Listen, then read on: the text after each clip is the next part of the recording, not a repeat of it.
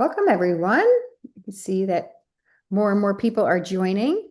That's great. I'm Darlene Cavalier, one of the co-hosts of Science Saturday. For those of you who were here last year and the year before, hello again. And maybe you've seen Rick Bushnell. He's tuned in here. He hosted last week. He's really the brains behind the whole operation, along with Jenna Connolly from Long Beach Island Foundation. So we'll just keep having people while they're joining. If you're able to see the chat option, which is hard if you're on your phone, but if you're on a laptop, go ahead and feel free to introduce yourself. So, hello, I'll go here. I'm Darlene Barnegat Light, and you can put your location if you want. 4 blocks away from the beached whale. Beached whale today. It's the big news. 25th Street. So go ahead and hi, Shelby. Great. Thanks everybody for joining. It's always nice to have a sense of community here. Somehow this particular group has a way of helping us feel like we're a sense of community, even though we're on Zoom. So I always advocate for the in-person groups, but then I'm reminded that many of you wouldn't be able to join us if we only had this available in person. Some of our events in the upcoming weeks will be only in person. We're going to try to experiment with a hybrid approach too. Hello, Joe and Carolyn from Harvey Cedars. I think you've been here before. We may have even met at Long Beach Island Foundation. Somebody there in Harvey Cedars and yes, was making rain barrels too and tuned in. And I was so impressed by the level of knowledge that people who tune into this series already brought to the series, but also how much you've actually done and taken away from the series and started piecing things together from each of these talks. So rain barrels is just one great example. And then I think Joe started making them for his neighbors, which is awesome. Yeah, very grateful. All right, we have 20 people on the line, which is great. I am just going to open it up now. So again, I'm Darlene Cavalier, one of the co-hosts of Science Saturdays, brought to you by the Long Beach Island Foundation. Each Saturday in the off season, we open up dialogue here and we have a featured speaker who talks about a topic that we think is of interest to residents and friends of the island and neighbors as well. Some of this is not a repeat of last year, but building off some of the topics from last year. We get some input from people who tune in to hear what you want to hear talk about. And then we also match that up with speakers to see who's available to join us. We are super fortunate to have Jim Webster return here as our featured speaker today. Jim, you're going to introduce yourself, but I'm just going to give a little backstory. Jim and I actually met through programs about citizen science. Jim may still be working at Verizon. I know he was working at Verizon, and Verizon has a wonderful volunteer program for their employees. They were looking to do 2.5 million volunteer hours in areas that help protect the planet or move science forward. For those who have tuned in the past, you know the terminology is called citizen science. So actually getting involved in collecting data or analyzing data for real research projects. That's how Jim and I met because I'm a one-trick pony with citizen science. And so my work at Arizona State University and an organization called SciStarter helps connect people to opportunities to advance scientific research. And Jim really stood out above and beyond many quote unquote volunteers. So Jim quickly became basically an ambassador for SciStarter and other organizations, but he's just so good about explaining the night sky and you'll see that firsthand when he speaks and connecting that not just to isn't it nice to know what's in the sky, but ways that you can help protect the dark sky, and he'll explain the reasons why that's important, not just for being able to view the stars, but for a lot of other reasons too. So Jim, when I toss it over to you, I'm going to put myself on mute, but I'm still here tuning in. I'm going to go off camera so it's not too distracting. And then I'll open it up to you to introduce yourself and get started with your talk. As Sure. you, and I'm just going to add, as you all have questions or comments, please feel free to put them right into chat. And then Jim, if I see something that needs a timely response, I might politely interrupt you. Otherwise, Okay, save some time at the end of the session for Q&A. sure. Over to Jim. Thank you. Okay, I'm going to start the program, and the my introductions will come right after the initial slide. All right, here we go.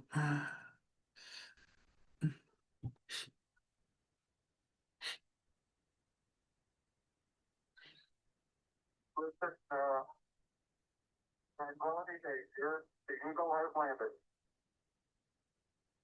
Altitude 4,200, taking a go for landing, over. Roger, base, go for landing. Straight down speed. Not more. Altitude 1,600. 1,400 feet, still looking very good. 700 feet, 21 down, 33 degrees. 100 feet down at 19. 1201. 1201, rocket 1201 alarm. Where go? Same time, where go? Altitude, velocity light, and down. 20 feet. 15 forward. Down nicely, 200 feet. 4.5 down. 5.5 down. 60 seconds. Lights on. Six. Down 2.5. Forward. Forward. 40 feet down, 2.5. Picking up some dust. 4 forward. 4 forward. Drift into the right a little. 7. 8.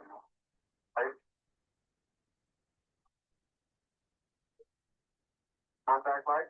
Okay, engine stop. We copy, get down, Eagle.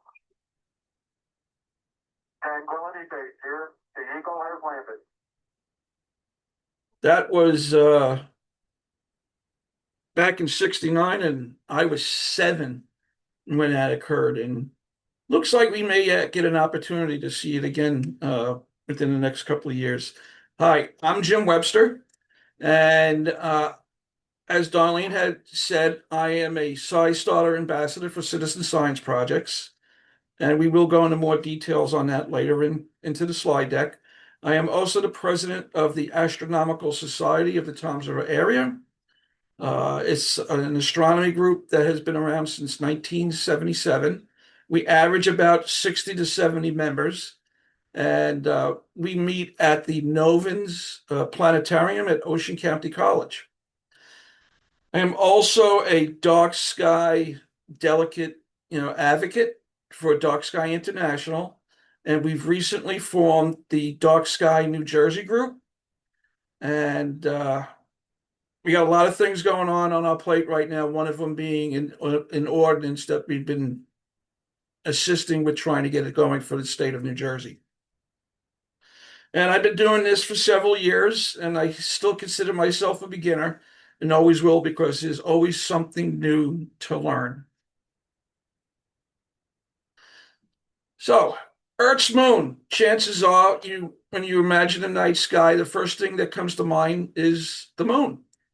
And this image below is an image I took back in 2022 during a lunar eclipse event, and I just happened to have caught this plane going by. Some others are more fortunate and good timing, where they can actually image the International Space Station going by. And this individual, Andrew, was able to do this back in 2024. There are several different types of observing you can do with the moon. First one that everybody does is with the naked eye. Uh, Binoculars are also a good choice, but the best observing tool will be telescopes. So, telescopes, what should I get?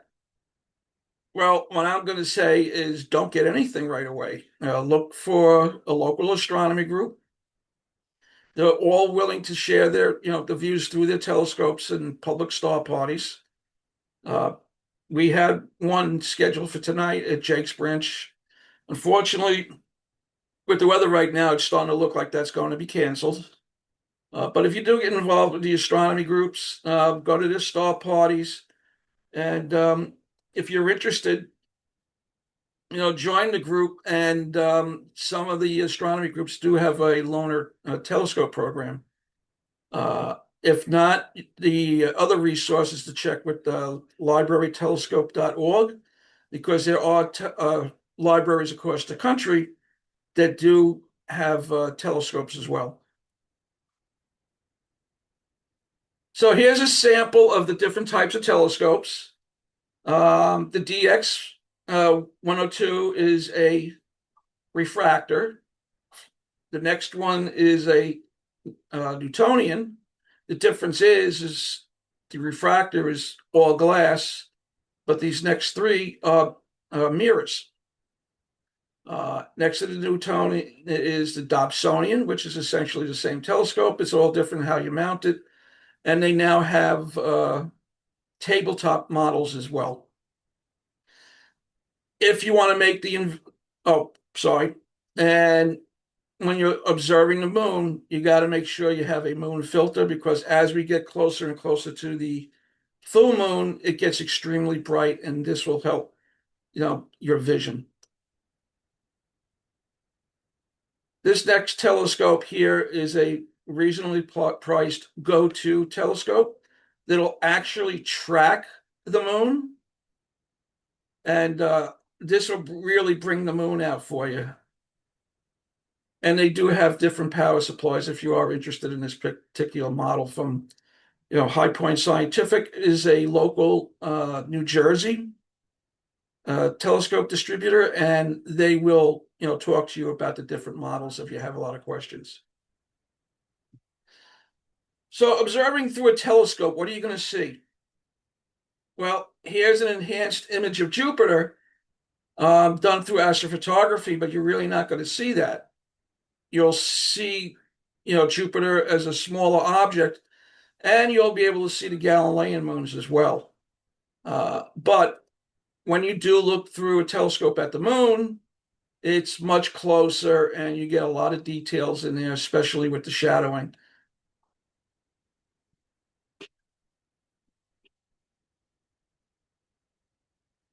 And this here is showing you the shadowing as you're on the edge of the moon. And that's really the time to observe it. When you get a full moon, everything essentially becomes flat. So we always try to have our events, when it's like a quarter moon, half moon, three quarters. What you won't see is the Apollo landing sites. If you look at this from the Lunar Reconnaissance Orbiter at the Apollo landing sites, they're even still small, even for that satellite that's been going there for quite a long time. So how big is the moon? Well, it's about 1,080 miles, and it's about the third width of Earth. And, comparing that to Earth, it would be like the size of a nickel. The moon would be about as big as a coffee bean. And the moon is an average of 238, 855 miles away. And looking at this image, the United States would actually fit across the moon. So is the moon made of cheese? Well, of course not. The surface of the moon is covered with a debris called regolith, and it is a product of the impact of meteorites ranging from the fine dust to blocks of several meters across, different boulders. The nature of the upper lunar surface is illustrated in this view of the small pebbles being collected by a rake, from the Apollo 16 landing site. Now that regolith is, tiny electrostatic charged particles that clung to every surface of the spacesuits and electronics, and even infiltrated the astronauts' lungs.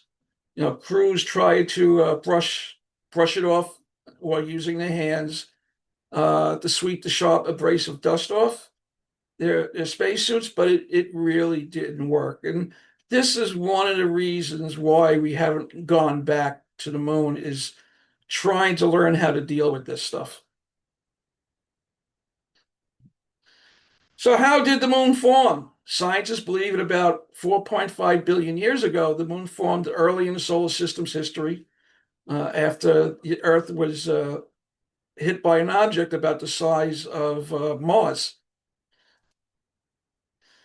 The impact sent chunks of the Earth and the impactor into space that were pulled together by gravity to create the moon, and that was done, long over time until we finally have the moon that we see today.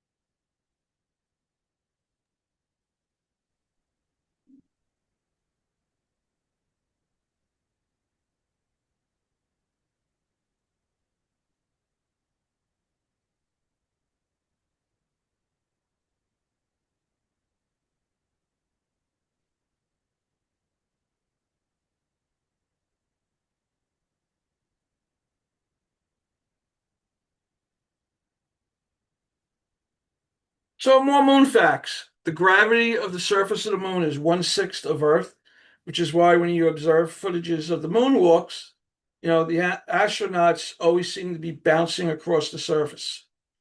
A 200-pound man on Earth would weigh about 33 pounds on the moon.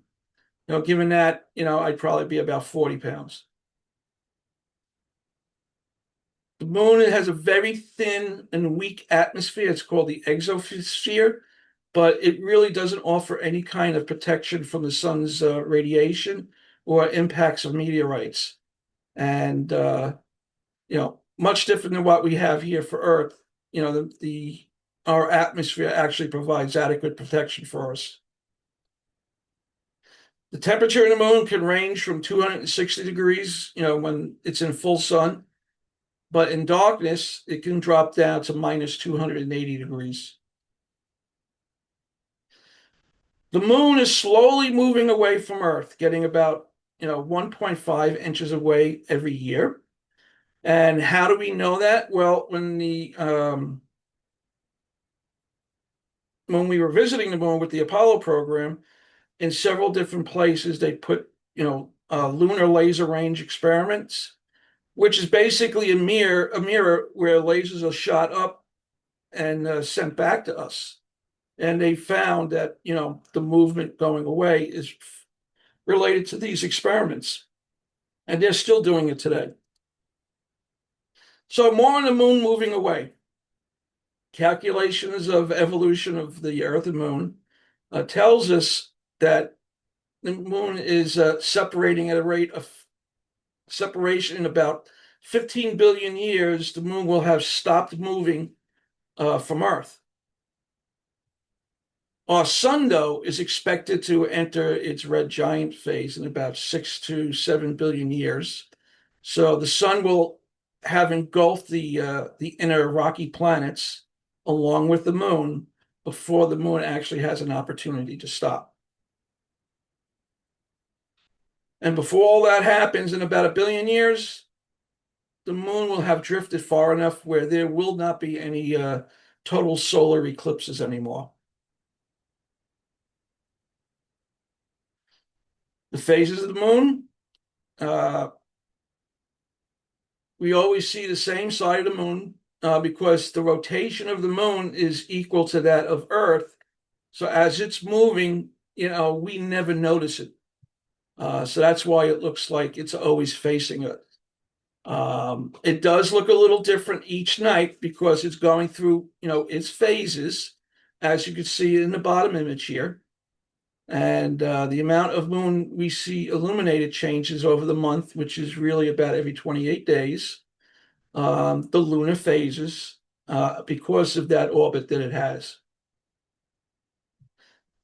And here in this image, we can see a graphic of, the phases of the moon, starting with a new moon, which is great for astrophotographers for deep sky objects. Then it'll hit its waxing crescent first quarter moon, waxing gibbous, and then the full moon, and it does the same thing as it starts to go towards the new moon again. And when we do have a full moon, the Native Americans actually did give it names. They didn't have regular recording times, based on the Julian or Gregorian calendars. And here we do see the names. In January, we have the wolf moon. February, we're into the snow moon. Just for two of the examples here. And that kind of like leads us now into the mythology of the moon. It spans many different cultures. Each culture can have their own meaning. And here is a representation of the goddess Selene or Luna from the Greeks and Romans. Hyena or Henna from the Polynesians, and Chandra from the Hindu, and there's plenty more. And the moon governs the cycles, fertility, of the night sky. And for the Native Americans, depending on each tribe's mythology, presents the moon as a revered, often female deity or grandmother figure, vital to marking time, guiding agriculture, and providing protection, frequently contrasting with the sun as the grandfather. And legends include the moon as a hostage to be rescued or the creator of the lunar phases. And this image here, which I recently put in here, does go into the Native American mythology.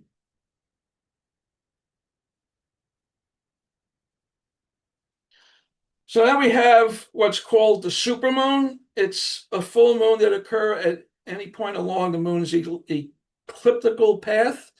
But when a full moon occurs at or near the perigee, it's about 225,000 miles away, which is at its closest. And apogee is when the moon is at its furthest, 251, close to 252,000 miles. So why is this relevant to us? Well, this is what helps contribute to, the different levels of the high tide and low tide.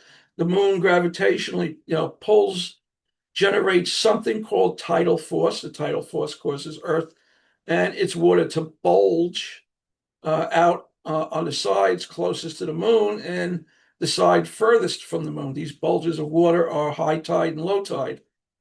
At perigee, the moon's gravitational pull is at its strongest, and the lunar tides will be greatest. Where at apogee, it's weakest, and the lunar tides will be much smaller. So again, how is this important to us? Changes in the Earth's orbit around the sun and changes in the tilt and wobble of the Earth axis can lead to cooling or warming of the Earth's climate, causing a change the amount of energy our planet receives from the sun. The moon makes Earth a more livable planet by moderating our home planet's wobble on its axis, leading to a relatively stable climate. It causes the tides, creating a rhythm that has guided human and wildlife for thousands of years. Ocean currents are driven by the tides, the winds, heat convections, and if the tides were gone, Earth's climate would change. Life as we know it wouldn't be able to survive. And if the moon vanished, uh, everything would drastically change at that point. So, features of the moon to observe, especially using the telescope. The surface of the moon has many features, including mountains, valleys, craters, and mare. Mare being those big base-like uh, areas that we've seen from Earth. And the International Astronomical Union has recognized a little over 9,000 craters with 1,600 have been chronodated. Uh, the light areas of the moon are known as the highlands, and the lower areas, the dark areas, are the mare. And if, from what we've seen in the prior video, during the meteor and asteroid bombardment, formed between 3.1 to 3.9 million years ago. And mare in Latin means sea, and they were all named in the 17th century. They're large, dark areas, plains, dark volcanic rock that lava, seeped into the billions of years ago. And the moon would be getting hit from the opposite side from what we see and created enough force to have those, lava flows in there. There are 22 named mare and one ocean. And, the face of the moon, this is what we would see on a typical night if you're at the right position looking at it under the right conditions. But for us people who can remember this show, it's not the face of the moon.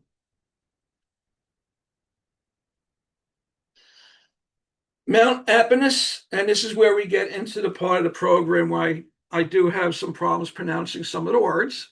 So I'll put that out there ahead of time. Mount Apenus is a rugged range on the northern part of the moon's near surface. They're named after the Alpine Mountains in Italy, which their formation date back to 3.9 million years ago. And it's a fairly old, with a diameter of 373 miles. Mons Huygens is the moon's tallest available mountain at about over 1,800 feet. Then we have the Valles Alps is a spectacular linear valley along the northeastern edge of the Imber impact basin, and it's easy to see with an amateur telescope. The floor of the valley was flooded by the matte basalt that host a sinuous rill which stretches for more than 93 miles, slightly over 6 miles wide. And you could see it like right here, for my mouse pointer, but I'll give you a closer view of that.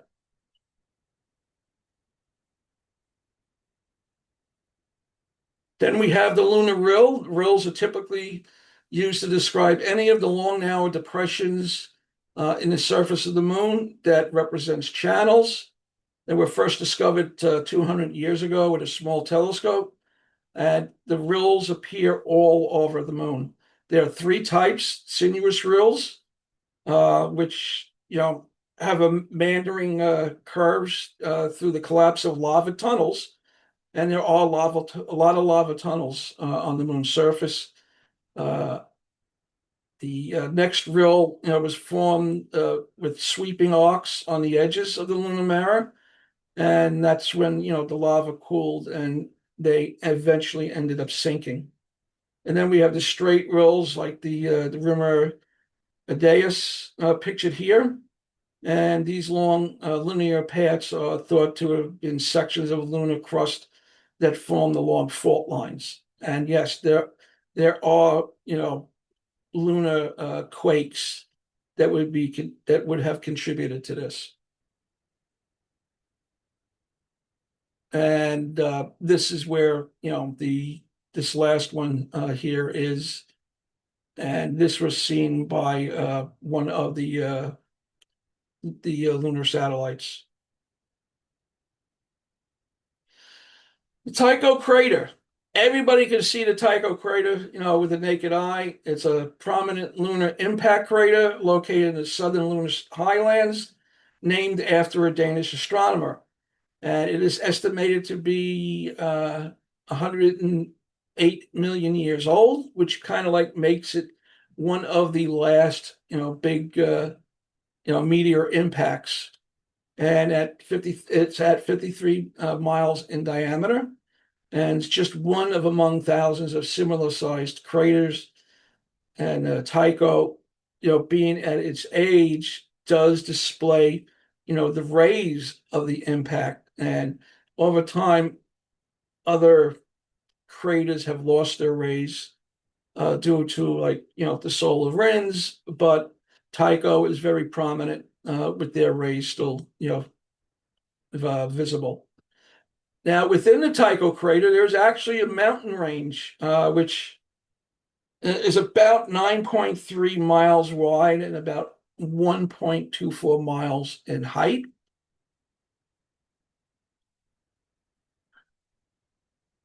The Claverless crater, this is one of my favorites, was named after a Jesuit priest, one of the largest and oldest crater formations on the moon. The Claverless crater is the second largest crater on the visible side. The largest is the Bailey crater, and it's located in the rugged southern highlands of the moon and south of the Tycho crater. And the floor of the Claverless crater is a convection plane that is marked by some interesting crater impacts in their own. As you can see, that's curving here, and it looks great as the moon is going through its lunar phases when it gets to you know, that crater at that time. A closer look at it, and an image that I've taken back in 2019. This image was used with a DSLR camera with a 650 millimeter lens. So this wasn't even with the telescope. So people who like to use their DSLRs, you stand a good chance of getting some good images. Now, if you want to learn more about the moon, you can visit an observatory, planetarium, or even an astronomy group. And here, of course, is the Robert J. Novins Planetarium at Ocean County College. And this is where we meet every second Friday of the month, except for July and August. Okay, SciStarter, founded by Darlene Cavalier. SciStarter is a online citizen science project hub with searchable projects by location, topic, age level, and more, and has been registered, by individual project leaders or imported through, partnerships with the federal governments, as well as non-government organizations and universities. So why citizen science? Tell me and I forget. Teach me and I remember. Involve me and I learn. And that phrase came from Benjamin Franklin.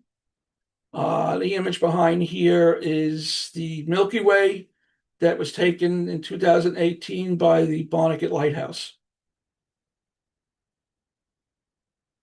So who can be a citizen science? Anybody can participate. citizen science is typically not, professional science.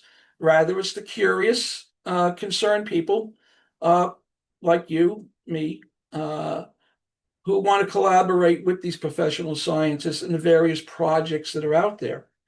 And SciStarter does have a large database of these types of projects. And yes, including projects for deep space as well as the moon. And you want to get involved with SciStarter, you can go to their webpage and register.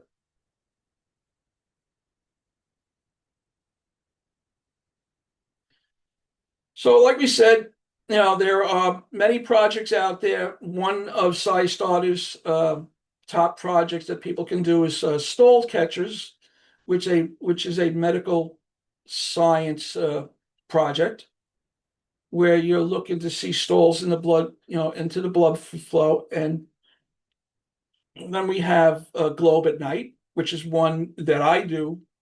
And this helps, with the issues associated with light pollution. Now, what's coming up is we have the Acts of Science, 2.5 million. And this, of course, is our Dark Sky edition for the upcoming International Dark Sky Week. For this time, April 13th to the 20th. This Dark Sky Week happens every year within the April timeframe, and you can join anytime, anywhere for this April's events, or even sooner, because it'd be good, for you to get some practice in there. And if you really like what you're doing, you can actually continue doing it. It's an available project all year round. So why it matters: light pollution affects sleep and wildlife. Turn your observations to acts that help science and makes a real difference. And here is the more information on registering. Like we said, visit darksky.org, and you can go in and do a search for Dark's Globe at Night. Pick at your project, and you can actually report the findings. And we'll go a little bit more into that, with the next couple of slides. So why care about light pollution? Well, you can have your pick in any one of these images here. I'll give you a listing of some of them because I can really go in depth on this and talk hours and hours on it. Light pollution impacts the birds. They get confused at night. Migrating birds use the celestial navigation that can lose their way and collide with buildings. Turtles, which is a big one that people have taken a lot of notice on, can't find their way when they're trying to go to the sea. Trees will bud early and lose their leaves later, shortening their lifespans. Now, this next one is an important one. Insects, pollinators such as bees and moths, we depend on for a third of our food production, which could vanish if we lose these insects. So they're extremely important for human existence. Um, Bees have been considered the most important organism on the planet. Then we have human health. The melatonin that regulates our sleep cycles is interrupted, and that can lead to several different forms of illnesses, including several cancers.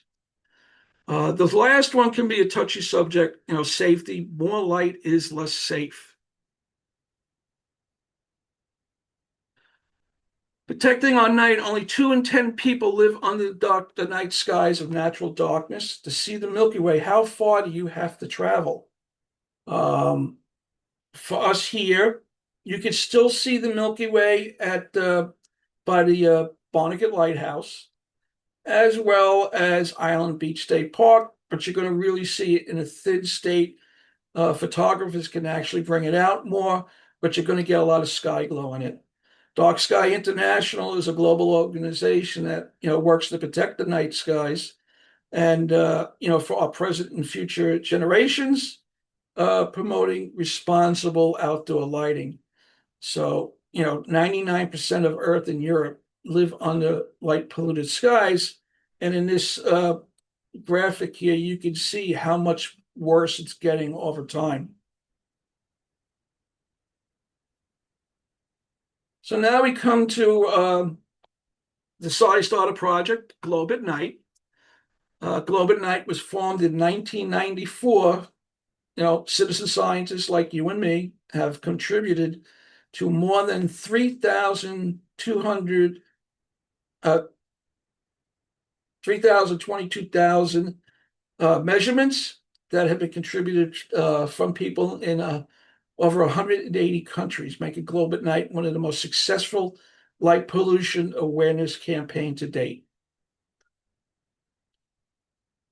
So when you get into Globe at Night, you're going to have registered already with SciStarter, and you'll go to the Globe at Night and link your projects using the same login that you created with SciStarter.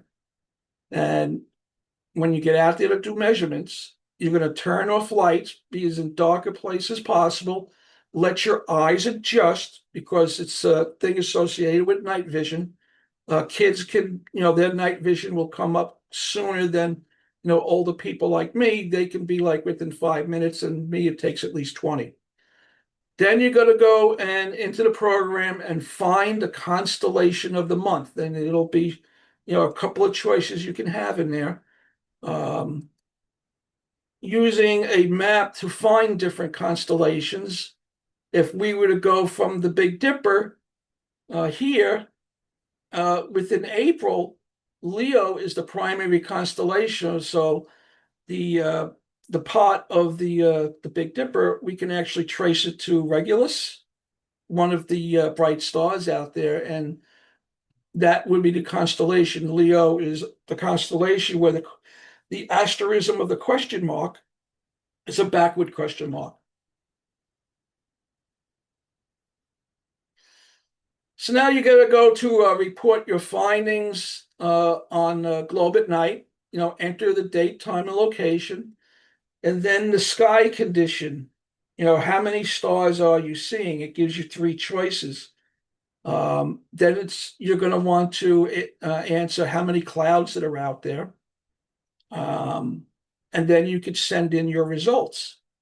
If you're a bit nerdy or like I am, you can get a sky quality meter and just push a button and it'll tell you what the conditions of the night sky is by the numbers that you see displayed, and you can enter that and you wouldn't have to do all the other steps. So back to dark sky New Jersey, protecting our night sky, for people, wildlife, and nature. Not everybody in New Jersey knows about us yet because we did start back in 2024. And we are now actually going for our 501c to expand, our efforts, since we have more and more people involved with us.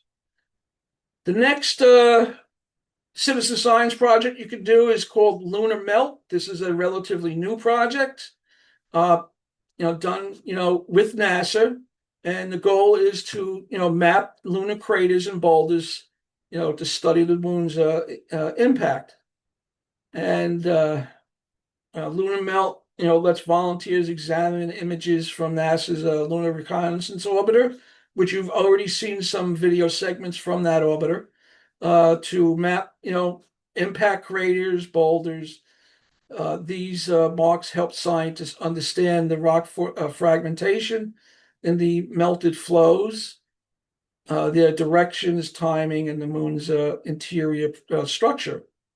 And participants can go online. There's a tutorial available to help you learn how to use the program.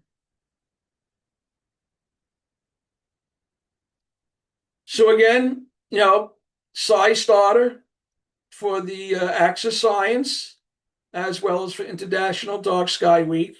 Register with Globe at Night and become a citizen science like me and other people. And if you really want to get into SciStarter right now, there is the QR code on the screen that will help you get there from your cell phone.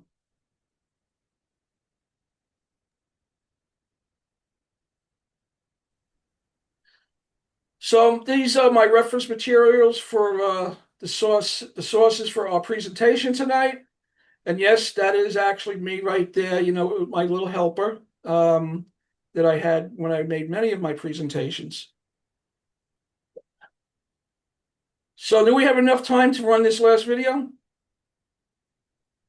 I We think so. sure How do. long is it? Okay, this is a video tour from the Lunar Reconnaissance Orbiter, and this was made back in 2011.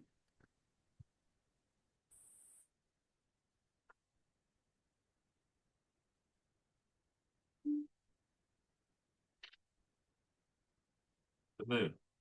It's our nearest neighbor in space, and data we gather from its features can tell us a lot about the rest of our solar system. And through the eyes of the LRO spacecraft, we can explore the lunar surface in all new ways, in fascinating detail.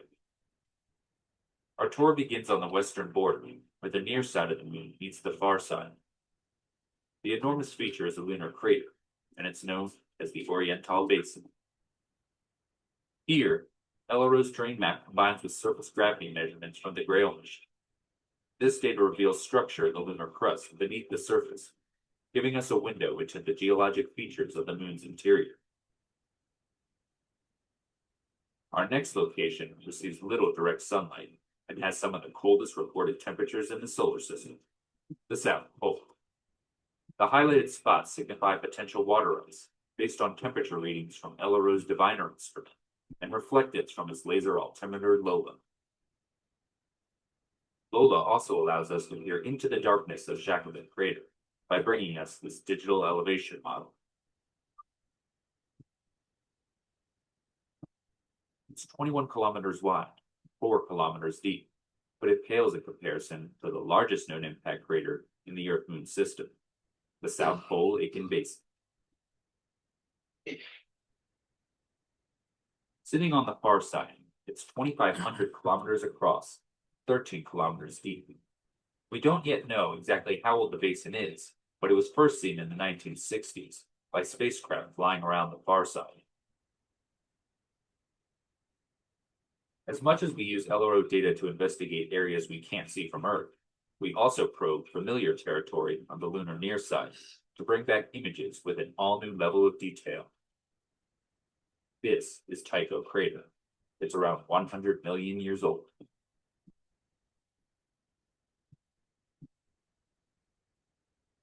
Here, the Lunar Reconnaissance Orbiter camera captures the central peak with a 100-meter wide boulder at the summit, origins of which are still a mystery.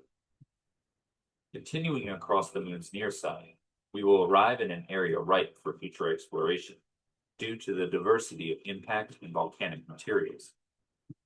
It features a prominent crater so bright it's not only visible through telescopes, but also to the naked eye. Welcome to the Aristarchus Plateau. Here, infrared shows the mineral pyroxene in orange and a splash of plagioclase in blue from Aristarchus crater. This region can tell us a lot about the rich volcanic history of the moon.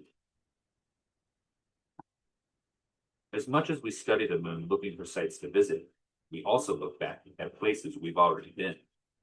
This is because the new data that LRO is gathering helps us reinterpret the geology of familiar places, giving scientists a better understanding of the sequence of events in early lunar history. Here, we descend to the Apollo 17 landing site in the Taurus Littrow Valley, which is deeper than the Grand Canyon. The path the astronauts took over the course of 3 days is shown. The Lunar Reconnaissance Orbiter camera is even able to capture a view of the bottom half of the Apollo 17 lunar lander, which still sits on the surface, as well as the rover vehicle. These images help preserve our accomplishment of human exploration on the moon's surface. Moving onward, we make our way to our final destination. This location contains regions that exist in permanent shadow, as well as ones that bask in nearly perpetual light. It's the North Pole. Detailed terrain measurements by Lola allow scientists to model sunlight and shadow at the poles over decades and centuries.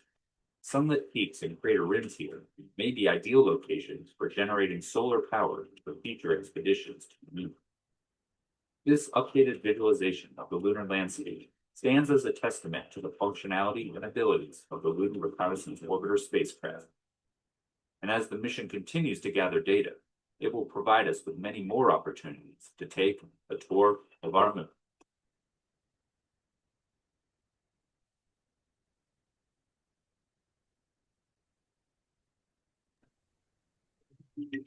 Thank you, Jim. I just want to open it up for some questions. Oh, sorry, Jim. Go ahead. Looks like you have a Nope, that's it. We're good. That's great. Thank you. And if you have any questions, you're welcome to take your, come off of mute and ask them live or put them in chat as you've been. Thanks for all the great questions that have been in there so far. Jim, what a great job. I always learn something new from your presentations too. I especially, of course, love the one about light pollution. Let me just come off camera. Come on camera. The one about light pollution in Barnegat Light. And it's always nice to see the stars here, and when we have guests over for them to just recognize, like, whoa, I haven't seen the stars in years. And yet we still have issues with light pollution that are here. And I know you explained this a little bit, but I hadn't really realized how many birds migrate at nighttime. They use the stars to navigate. It's cooler for them, not as many predators around, and still about 1 billion birds a year in the United States will die. A lot of that has to do with light pollution. They get disoriented, they bang into windows, they become susceptible to predators and so forth. So there are a lot of reasons, not just for the birds, to find ways to reduce the light pollution outside. It's pretty simple. You just turn off the lights that you don't need outside. That's one of the main ways to do it.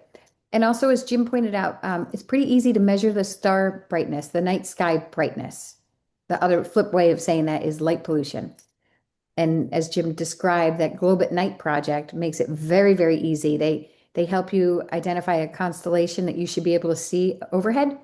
You don't need to know anything. I don't have Jim's knowledge of constellations by any means, but they kind of make it easy in the project to tell you what to look for. And you identify the stars that you can't see in that constellation. That's actually how the light pollution is measured there. No fancy equipment that's needed, just kind of knowing what to look for and what you can't see, which is cool. And just to reiterate some of the projects that Jim mentioned, something like the Merlin app. It's a free app, and if you haven't used that yet, you might really enjoy it. Merlin, Merlin, from Cornell Lab of Ornithology.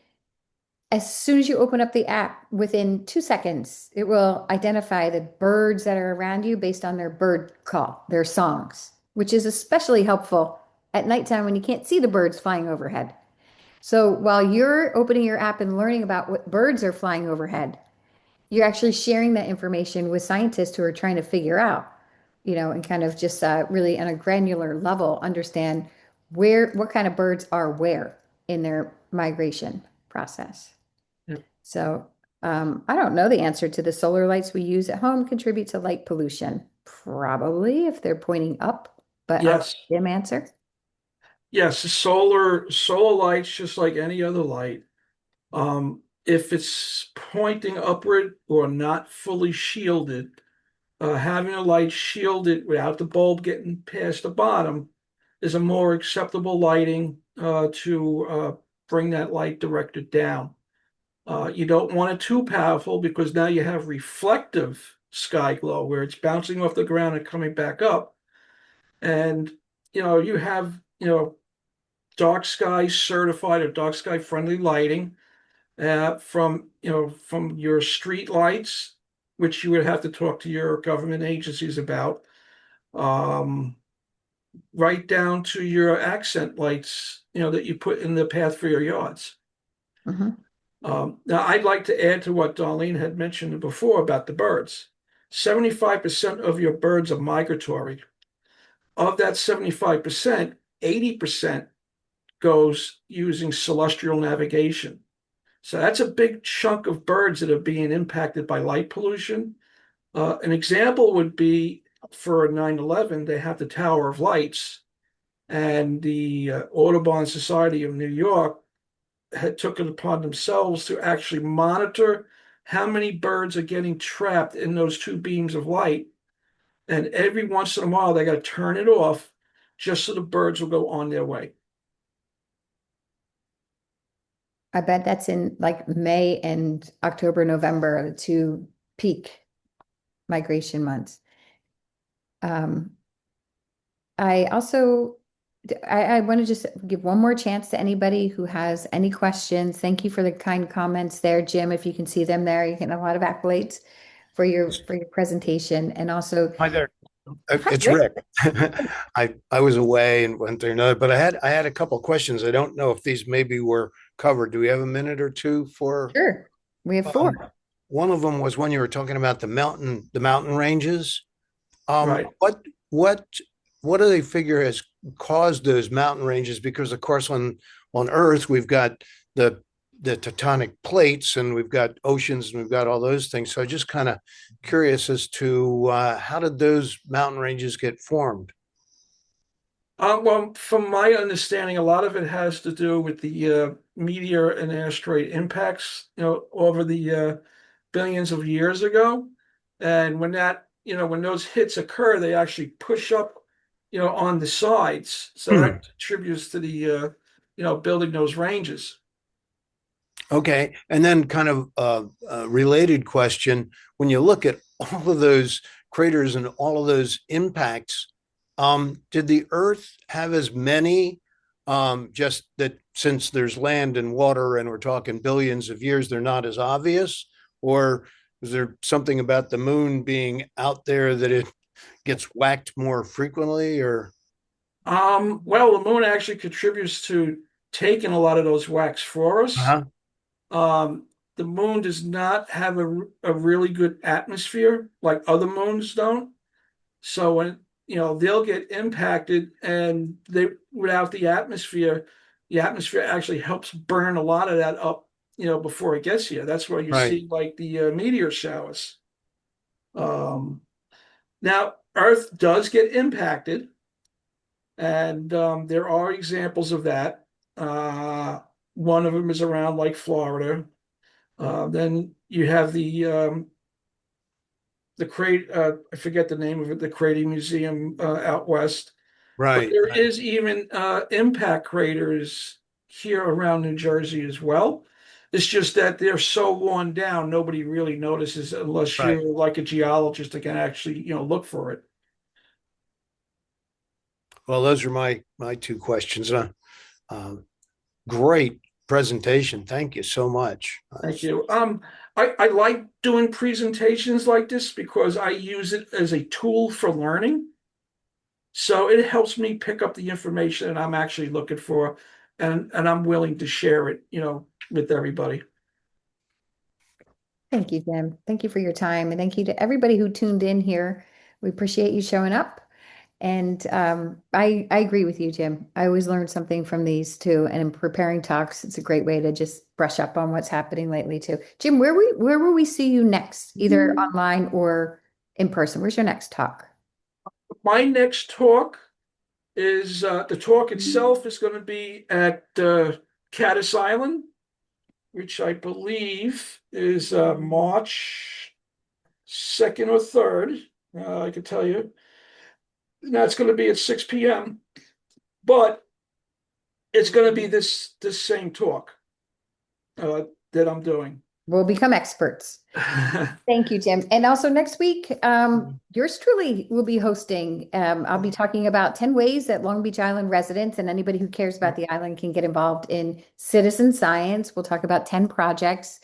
And if you do them in April, you automatically become part of the 2.50 million acts of science challenge that Jim mentioned, which is in celebration of America's 250th birthday. We are an official partner of America 250, and I'm really curious to see how many of those acts can come from our friends here at Long Beach Island. Okay, Yeah. so you'll see in chat a registration link for that. Jenna, can we also register on the Science Saturday website at LB Long Beach Island Foundation? Or is this the way to register This the is the link? way to register right now. An email will be sent on Monday with the link to our website. Okay, great. Yeah. That sounds great. If I can add, March 13th is our next astronomy group meeting at the Novum Planetarium at 7 p.m. And I will be doing a presentation on Orion and the Seven Sisters, which is basically a mythology program that revolves around the constellations for the winter program. Great. Thank you. All right, everyone. See you next week. Thanks again, Jim. You're welcome. Thank you, Thanks for everyone. having Enjoy your me. weekend. Thank you. You too. Thank you.